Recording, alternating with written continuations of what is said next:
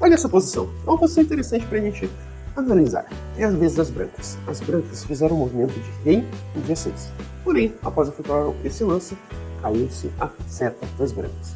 Qual é o resultado? O resultado é negras, brancas ou empate.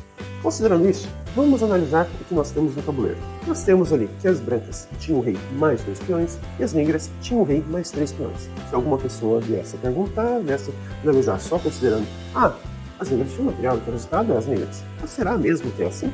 Bom, então teremos que olhar um pouco as leis da FIDE. Nas leis da FIDE nós temos o artigo 6, que fala basicamente do relógio de xadrez.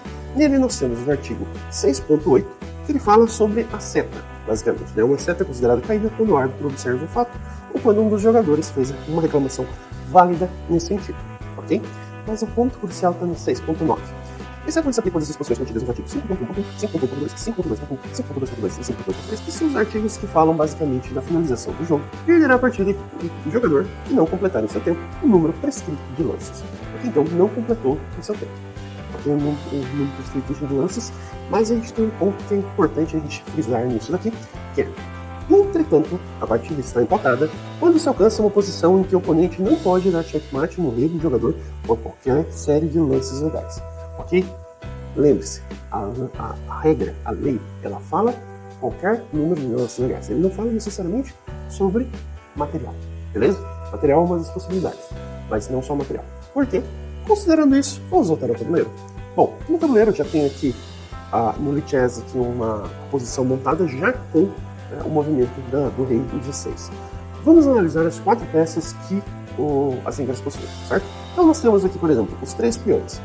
O peão que está ali em G7, ele não tem como se movimentar, ele não tem nem como capturar nenhuma peça, nem ir à frente, visto que possui ali um rei em G6, impedindo o avanço do peão. A mesma coisa acontece ali nos peões de F e de H. Ele não pode avançar e não tem como capturar nenhuma peça. Considerando isso, o único lance possível é de rei.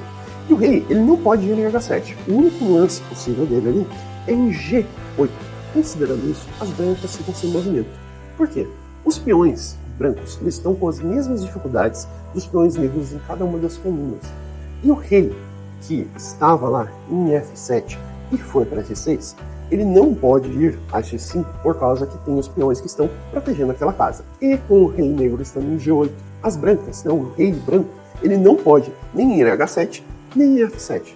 Ou seja, ocorre-se que essa partida ela é um empate, porque as negras não têm como fazer um checkmate ao adversário, visto que o único lance que eles têm ocorre o afogamento de rei.